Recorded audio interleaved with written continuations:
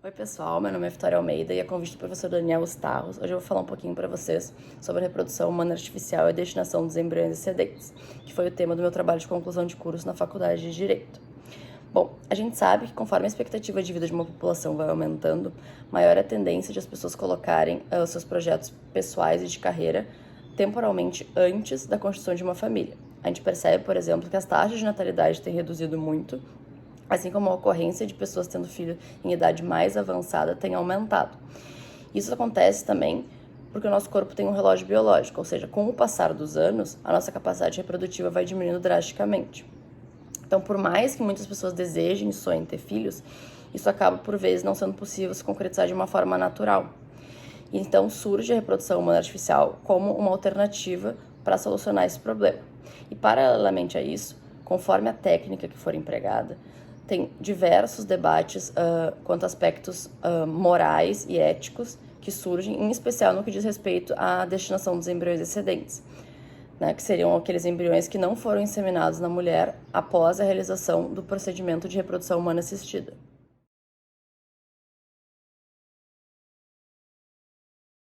Um dos pontos principais do estudo da reprodução humana assistida diz respeito aos valores, tanto individuais quanto coletivos, que estão previstos na Constituição Federal no rol de princípios constitucionais. A decisão de procriar, ela é da autonomia privada, ou seja, ela compete unicamente aos casais ou aos sujeitos que desejam ter filhos de forma monoparental, essa decisão. O problema ocorre quando o indivíduo deseja ter filhos, mas não consegue por algum problema biológico. Então, caberia ao Estado assegurar o direito fundamental à saúde e à vida a essas pessoas. A questão de saúde sexual e saúde reprodutiva tem sido cada vez mais tratadas no nosso dia a dia, tanto nas escolas como na sociedade em geral, o que deu um impulso para a compreensão da reprodução humana artificial como um direito à saúde. Então, em 1996, surgiu a Lei 9.263 para regulamentar o planejamento familiar. Então, nessa lei, há a previsão de que cabe ao Estado assegurar não apenas assistência à concepção, mas também o acesso a técnicas e métodos que a ciência entenda como efetivos para que a pessoa consiga se reproduzir. E nesse caso, a gente entende que estaria inclusa a reprodução humana artificial. Então, eu gosto muito de salientar que o conceito de saúde ele foi se modificando ao longo do tempo. E hoje em dia, a Organização Mundial da Saúde não entende mais que saúde seja unicamente a ausência de doença ou de alguma enfermidade, mas sim como um estado de bem-estar completo, físico, mental, social, e aí dentro estaria a questão reprodutiva, ou seja, a saúde reprodutiva como parte da saúde sexual incluiria uma vida sexual plena, segura, e que as pessoas tivessem a capacidade de decidir quando, se e com que frequência elas gostariam de se reproduzir. Então, esse é um tema que ele trata de aspectos tanto sociais como psicológicos, físicos. Então, a gente entende que a reprodução humana artificial deve ser, portanto, compreendida como parte do direito fundamental à saúde coletiva. E o Conselho Federal de Medicina, em 2017, lançou a Resolução 2168, que alterou um pouquinho como era vista a reprodução humana artificial. E nessa resolução ficou estabelecido que, inclusive, indivíduos que não tenham tido ainda diagnóstico de algum distúrbio sexual pudessem, sim, utilizar da reprodução humana artificial, por exemplo, com congelamento de gametas, congelamento de embriões, beneficiando, assim, um planejamento familiar a longo prazo e também pessoas que possam vir a ser diagnosticadas posteriormente com algum problema de infertilidade. A gente sabe hoje em dia que a reprodução humana artificial tem sido cada vez mais utilizada, muito em função do adiamento da gravidez, do uso contínuo de anticoncepcionais, assim como pelo aumento do número de pessoas infectadas por doenças sexualmente transmissíveis. E a gente pode dividir a reprodução humana artificial em dois tipos, inseminação artificial e fertilização in vitro. Eu vou começar falando para você sobre a inseminação artificial, tá? Que ela pode ser dividida em 5 tipos. A intrauterina, intracervical, intratubária, intraperitoneal e intrafolicular, conforme vocês vão ver agora na tabela. A inseminação artificial intrauterina é uma das mais utilizadas e é indicada no caso de infertilidade masculina leve ou inexplicada ou em caso de disfunção ejaculatória. Seu principal objetivo é a facilitação do transporte dos gametas masculinos até os femininos, até que os ovócitos sejam atingidos, ultrapassando então a barreira natural. No que diz respeito ao seu procedimento, ela pode ser usada tanto em ciclos naturais ou através da estimulação ovária controlada, para evitar então que a mulher tenha múltiplas gravidezes.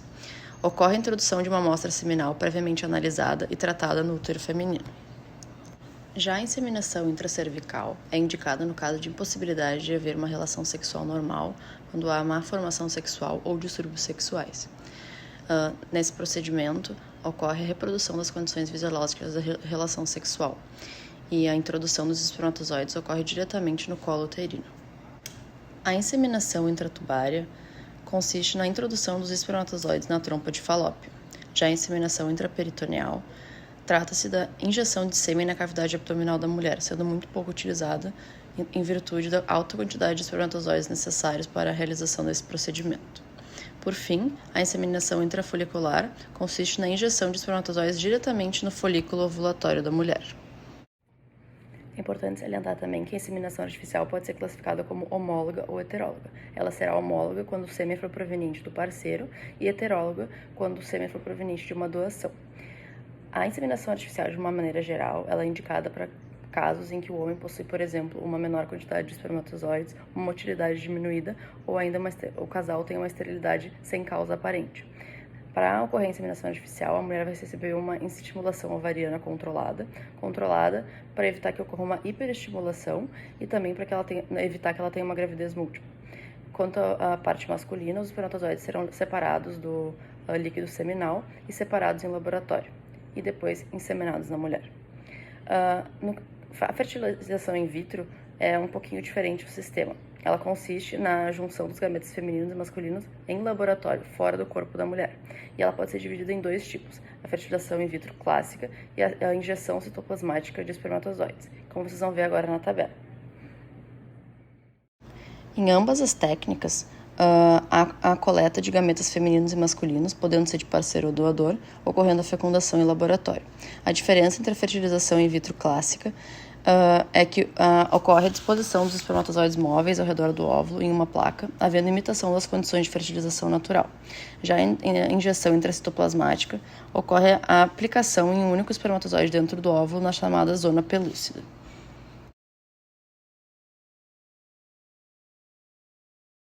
Personalidade, na terminologia jurídica, ela pode ser entendida como a aptidão para ser sujeito ou titular de direito, e é uma condição que permanece durante toda a vida, ou seja, desde que a pessoa vive e enquanto ela viver, ela vai ter personalidade civil, que vai ser pressuposto para ela ter outros direitos subjetivos.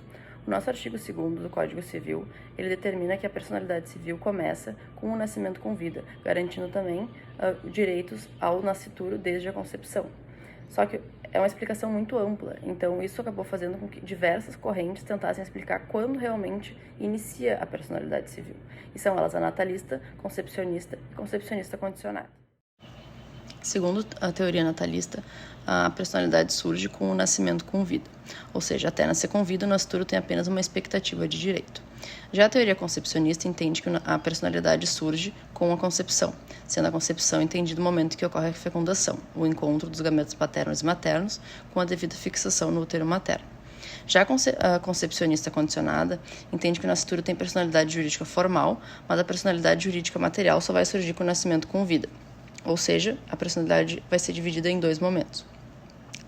O nascituro teria apenas a personalidade jurídica formal, que seria referente aos direitos personalíssimos, e a material, referente aos direitos patrimoniais, só surgiria com o nascimento com vida. É importante a gente saber quando que inicia a personalidade civil, para que a gente possa verificar se há vida ou não para ser preservada desses embriões excedentes. E essa é uma discussão ainda que está muito em voga e não tem uma solução momentaneamente. Tá? Além disso, a Resolução 2168 do Conselho Federal de Medicina, assim como eu tinha mencionado anteriormente com vocês, ela fez diversas modificações no que diz respeito à reprodução humana artificial. Uma delas é que passou a se entender que essas técnicas elas só devem ser aplicadas no caso de não haver risco à saúde da mulher e do feto no caso de vir a vingar a gravidez. Além disso, passa a se entender que 50 anos seria a idade limite para as candidatas, a não ser que algum médico entenda que realmente não tem nenhum problema e que ela poderia se submeter ao procedimento, né? Quando os embriões são gerados, o casal candidato ou o indivíduo candidato, ele vai ser informado do número de embriões, ele vai poder escolher a quantidade que quer que ocorra a inseminação, né? O problema é que há um limite legal. Esse limite é o seguinte: até 35 anos, o máximo de embriões que podem ser inseminados são 2, de 36 a 39 são 3, e de 40 anos para mais, o máximo 4 embriões.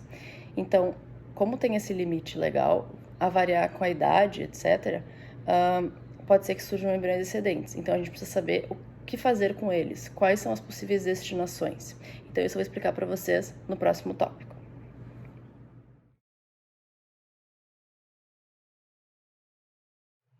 Bom, agora eu vou falar com vocês sobre a destinação dos embriões excedentes. Segundo a Resolução 2168 do Conselho Federal de Medicina, que eu mencionei com vocês anteriormente, há 5 possíveis destinos para os embriões excedentes. Eles podem ser mantidos em estado de congelamento, podem ser reimplantados, podem ser doados para pesquisa, podem ser doados para outros casais ou ainda descartados. O processo de congelamento, por muito tempo, ele era muito lento. Isso fazia com que fossem formados cristais de gelo nos embriões, e assim, ao serem descongelados, os processos as taxas de gravidez elas eram muito baixas. Conforme a tecnologia foi se desenvolvendo, hoje em dia esse processo ele é muito rápido, evita que sejam formados os cristais de gelo, e assim as taxas de sucesso de gravidez são muito maiores. A segunda possibilidade diz respeito à reimplantação.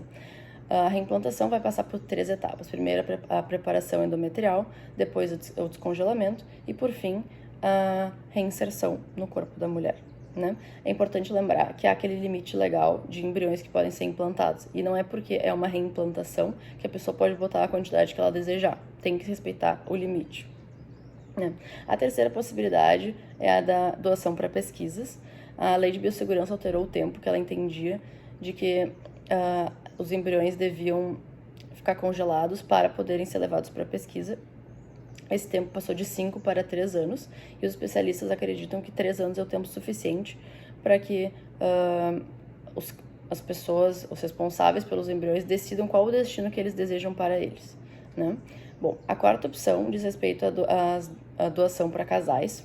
Essa doação é completamente anônima, mesmo que haja alguma requisição médica, tem que ser mantido o sigilo, e para evitar possíveis e futuros problemas, tanto legais quanto emocionais, entre doador e receptor, né? A quinta opção é a mais problemática ou mais controversa. A Lei de Biossegurança também determina que são necessários 3 anos de congelamento para que o embrião possa ser descartado. E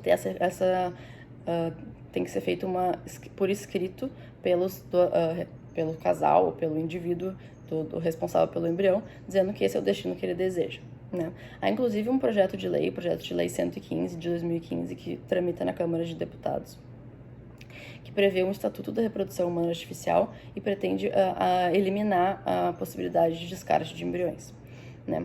O que é importante a gente lembrar, e que é o entendimento do Supremo Tribunal Federal, é que há uma grande diferença entre feto, embrião e pessoa humana, né? O fato de um embrião não ter sido ainda implantado, não ter sofrido ainda o processo de nidação, isso não faz com que ele se torne uma pessoa. Ele não tem a capacidade de formar terminações nervosas, que é o que caracteriza uma pessoa humana. Então, muitos dizem que seria caracterizado como um aborto, descarte, ou até um homicídio, sendo que não há possibilidade de ser um aborto enquanto não é uma vida e não é uma pessoa humana. Então, só vai poder ser considerado uma vida no momento em que for inseminado e sofra o processo de nidação. A Constituição Federal realmente não determinou o que seria o início da vida, mas por mais que esse embrião pré-implantado mereça uma proteção como um objeto, etc., ele não é considerado vida, então a questão de aborto e de homicídio estão descartadas, né? Bom, seja lá qual for a destinação que os casais vão desejar para os seus embriões, Esse tema ainda vai continuar por muito tempo, até que haja uma legislação específica e esclarecedora, sendo tema de muitos debates, em especial no que diz respeito aos embriões excedentes. Bom, por hoje era isso. Eu quero agradecer a oportunidade para o professor Daniel. Espero que tenham gostado.